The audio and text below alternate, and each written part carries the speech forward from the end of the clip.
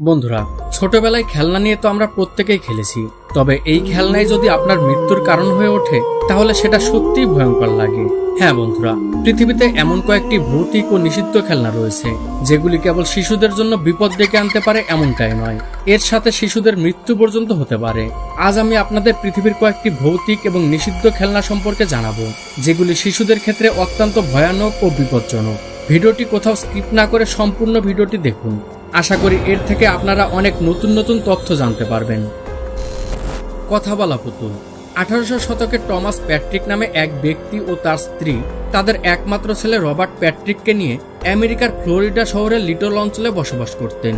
Robert তাদের আত্মীয়ের কাছ থেকে একটি পুতুল উপহার পায়।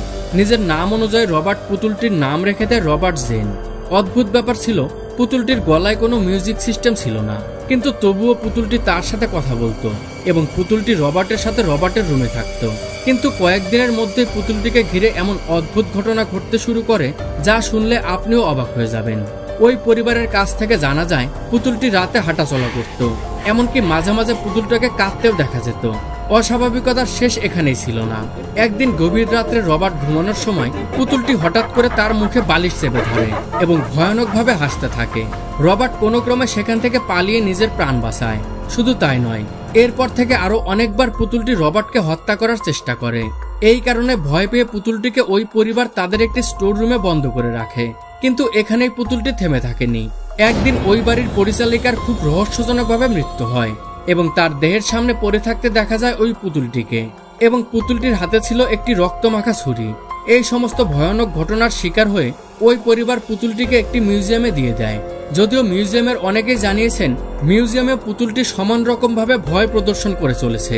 অনেক প্রদর্শনকারী, বিশেষত শিশুরা দাবি করে থাকে যে পুতুলটিকে তারা নড়তে দেখেছে।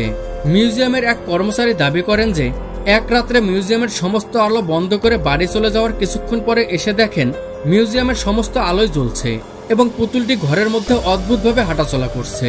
এর কারণে পুতুলটিকে একটি কাচের বাক্সে বন্দী করে রাখা হয় ও এর সাথে সাথে পুতুলটিকে নিষিদ্ধ বলে ঘোষণা করা হয়।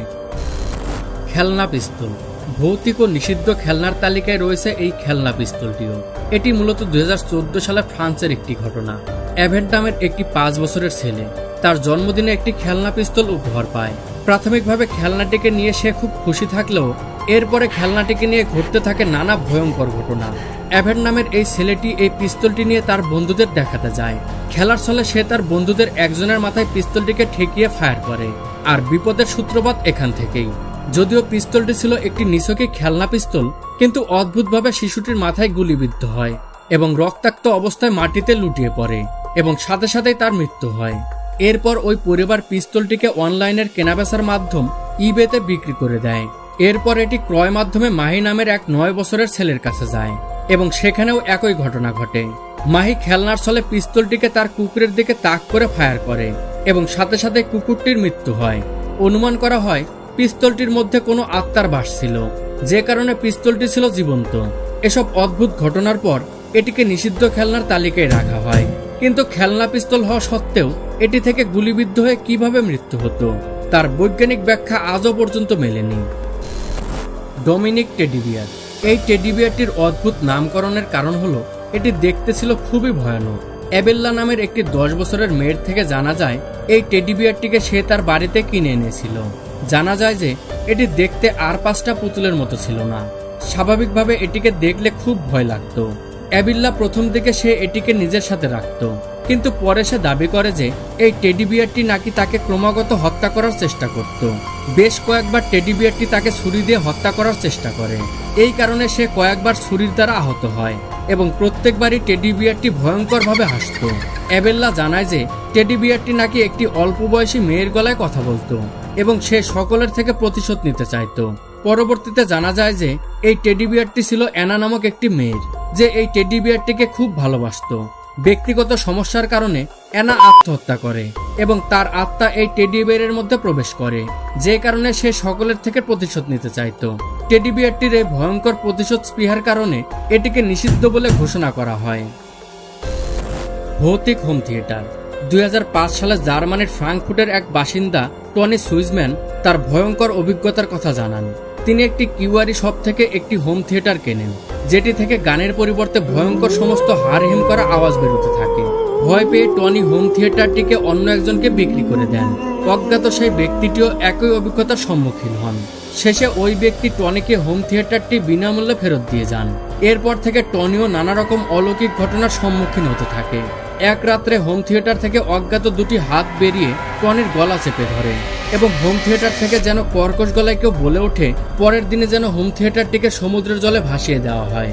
তাই আর 7-5 না ভেবে টনি পরদিন সকালে হোম থিয়েটারটিকে সমুদ্রের জলে ভাসিয়ে দেন। খেলনা গাড়ি। বন্ধুরা, বিভিন্ন অজানা এবং অচেনা জায়গায় ভ্রমণ করতে আমাদের কার না ভালো লাগে। সেরকমই ইউনাইটেড স্টেটস নিউজের এক দম্পতি গ্যারি এবং শনি জানিয়েছিলেন যে তারাও বিভিন্ন জায়গা ভ্রমণ করতে পছন্দ করতেন। এ সময় তারা এক জায়গায় ভ্রমণ করতে গিয়ে একটি দোকান থেকে তাদের ছেলের জন্য একটি খেলনা গাড়ি কিনে নিয়ে যান। গাড়িটি দেখতে ছিল অদ্ভুত রকমের। গ্যারি জানিয়েছিলেন যে লাল রঙের এই অদ্ভুত গাড়িটি কোনো ব্যাটারি না থাকলেও গাড়িটি আশ্চর্যজনকভাবে চলাফেরা করত এবং এই গাড়ি থেকে কিছু অদ্ভুত আওয়াজ আসতো। মনে হতো গাড়িটি যেন সত্যি জীবন্ত। বাস্তবে সত্যি গাড়ির মতো ইঞ্জিনের শব্দ আসতো এটি থেকে, যে কারণে ওই দম্পতি ভয় পেয়ে গাড়িটিকে ভেঙে মাটির নিচে চাপা দিয়ে দিতে বাধ্য হন। এরপর গাড়িটির ভুতুরে কার্যকলাপ বন্ধ হয়ে যায়। তো বন্ধুরা, এর মধ্যে কোন ঘটনাটি আপনার সব থেকে আশ্চর্যজনক বলে মনে হয়েছে তা কমেন্ট করে অবশ্যই জানাবেন। আর যদি ভিডিওটি ভালো লেগে থাকে তাহলে চ্যানেল সাবস্ক্রাইব করুন না করুন, ভিডিওটি একটি লাইক অবশ্যই করবেন।